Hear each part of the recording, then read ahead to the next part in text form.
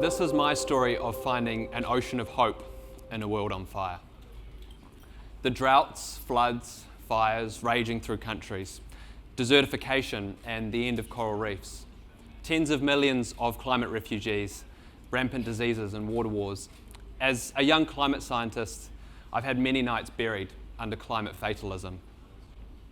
Yes, there are lots of young people like me, scientists, entrepreneurs, activists, all stepping up around the world demanding change. But as fast as I grasp at that hope, the fear and logic kicks in.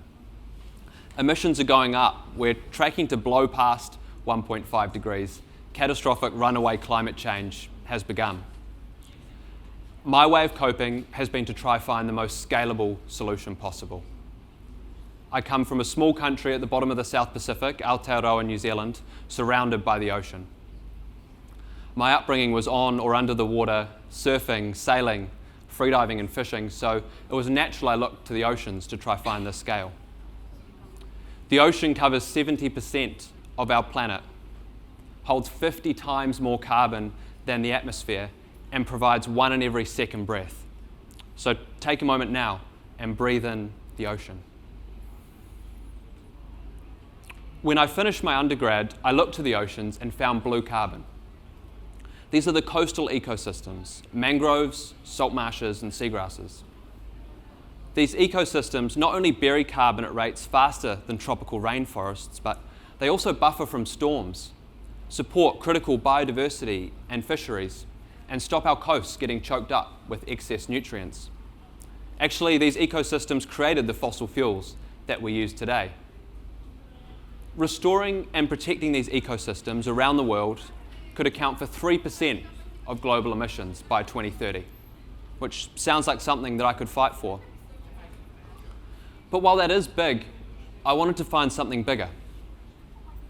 Seaweed ecosystems occupy a larger area than all coastal blue carbon ecosystems combined, and it's the fastest growing organism on the planet, up to 0.5 meter a day, which is unbelievable. We can get more seaweed biomass per hectare than anything else on the planet, and without the requirement for fresh water or nutrients. So I turned to seaweed as a climate change solution for my PhD. Like most ecosystems, seaweed forests have been degraded significantly around the world, up to 95% in some areas like in Tasmania. Restoring seaweed forests is critical from a biodiversity and social perspective, but seaweed forests don't bury carbon and sediment like the other blue carbon ecosystems. So while they grow really fast, and a lot of that carbon can just get back into the atmosphere. Restoring seaweed forests is sequestering some carbon. It's just really tricky to work out exactly how much. Seaweed farming is also sequestering some carbon. It's a massive industry in Southeast Asia and is now expanding around the world. Seaweed farming is great. It provides a lot of low carbon products, lowers developing communities around the world. Low carbon products include bioplastics, pharmaceuticals, fertilizers, and food. But with these products, at the end of their life, most of the carbon does end up getting back. So for my honours project, I had a go at building these bamboo and hemp pyramids. The idea was we'd float them out to sea for around 6 months where they'd grow seaweed on them. And then after 6 months, they'd sink into the deep ocean, taking that carbon down with them. But throughout my PhD, I found there were just challenges. While in theory, seaweed outcompetes phytoplankton for their nutrients. So while seaweed is fixing some carbon, it's making phytoplankton fix less. Now, there's a thing called the iron hypothesis.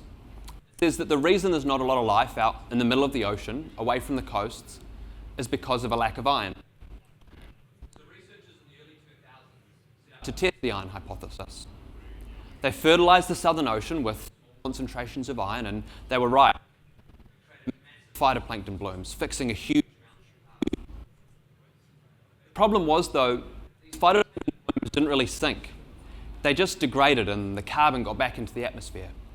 It didn't work as a climate solution. This got me excited, though, because this was the type of scale we needed. The solution had to be in the open ocean. And recently, researchers have been looking at a similar thing, but instead of iron, with other trace minerals like aluminium and silica. These trace minerals are specifically used by diatoms, phytoplankton with hard silicate shells. These phytoplankton are heavy and sink faster.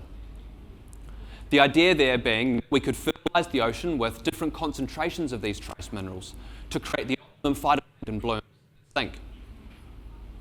The challenge is, though, crushing up rocks and spreading them in the ocean as dust doesn't really work. Phytoplankton can't take in a whole bit of iron dust. They need the individual molecules. Too expensive.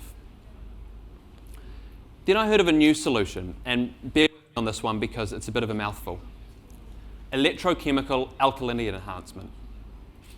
Basically, you electrocute the seawater to make it less acidic. This in turn allows the ocean to sequester more carbon. It's a promising solution, and a number of startups are now working on this around the world. But you've got to take the acid out of the seawater, which requires pumping the seawater through machines on land, which is relatively energy intensive. I kept getting my hopes up. I was hearing these solutions like artificially upwelling deep nutrient-rich water or marine clouds. But for one reason or another, the science and the scale were falling short. Then recently, I heard of a new solution. It was a new type of electrochemistry, one that used metal anodes as the conduit for the reaction. This would both increase ocean alkalinity, sequestering carbon, and instead of creating an acid byproduct, it would be creating these trace minerals as a byproduct. These trace minerals would be in a bioavailable form, be used by carbon sequestration, could be used by phytoplankton for further carbon sequestration. So we would be getting carbon sequestration through increasing the alkalinity, and then more carbon sequestration as the byproduct by creating phytoplankton blooms that will actually sink. Win-win. Relatively little material or energy use. And while this technology is early days, the research has barely begun, I finally let myself feel a little bit of hope on this one. It seems like something that could scale. And while this new electrochemical technology has really excited, it's not just one solution that we need. We have to build back our coastal blue carbon ecosystems, restore our seaweed forests, expand seaweed farming around the world, and protect our coral reefs.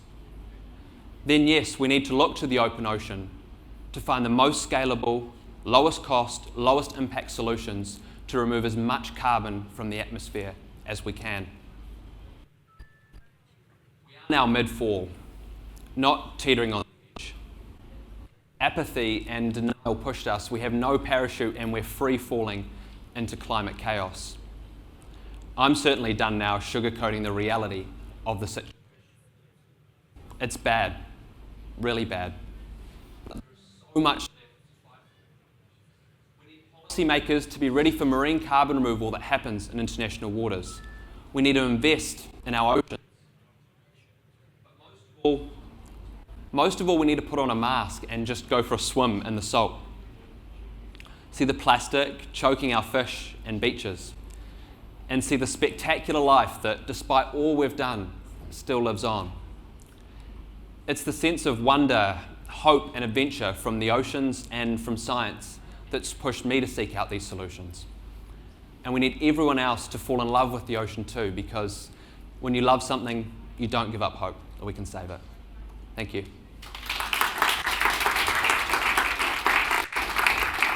Finn, we've actually got a couple of minutes for a few questions. I will Sounds start good. by guiding or asking if anyone in the audience has any, and if not, I've got a couple on seaweed, unsurprisingly. So anyone in the audience got any questions? Seaweed related or otherwise? Okay, well, I'll lead with the one. Stick your hand up if you do end up with a question. But I think an interesting one in the sort of the sea space or the seaweed space is it feels a bit more novel, and it's not like planting a tree. Why do you think, or what do you think we can do to kind of change people's perceptions on seeing it as such an important climate solution? And you can cover food, or you can cover carbon sequestration, whatever you think is most interesting. Yeah, I think you're right. People don't see it, and that's because literally we hardly ever see it, right? How often do people, in the general community go for a swim in a seaweed forest? Not very often, so it's pretty overlooked. And in my part of the world, in Australia and New Zealand, we've had these massive, I call them underwater bushfires, where all the seaweed has died from marine heat waves, and that goes pretty much unnoticed because people just simply aren't there to see it. So yeah, I think it's about education and encouraging as many people to get in the water, see the seaweed forests, and hopefully that'll inspire them to take action in our oceans. I know, spot on. And one more question from my side was, where do you see, so you've spoken about a specific technology and specifically the thing that you think is the biggest opportunity. Is there another area that you're not personally involved in relation to the oceans that you think is probably the most exciting? Yeah. Beyond yours, obviously. Yeah, personally, I think this electrochemical alkalinity enhancement is the most promising carbon removal solution in the ocean, but there's a number of other ones. Most of them are sort of industrial chemical solutions now, but I think there's a lot of really exciting like genetic technology happening with coral reef restoration, for example. There's all sorts of fantastic marine ocean innovations out there, and I mean, we need more investors to start backing solutions in our oceans. And one more quite exciting one, I think, is in and around food. Do you know anything or any interesting stats around that? Because I know that the potential for food growth and changing the way our diets run and doing that through the oceans is a massive opportunity, but not something that everyone knows so much about. Yeah. Seaweed's a fantastic source of iodine, and a lot of aquaculture like mussel farming, oysters, the bivalves, really low carbon, great source of iron, and it's actually cleaning up the water. So those industries, that's a type of agriculture in the world that's having a really positive impact. Not a lot of people know, but seaweed's in like most of the stuff in the supermarket aisles in the form of a gelling agent. So it's actually really commonplace in our foods we eat every day. But I think we should need to make it more mainstream in traditional meals as well. Spot on. Well, thank you very much, Finn. Appreciate your time. And yeah, round of applause. Beat me to it.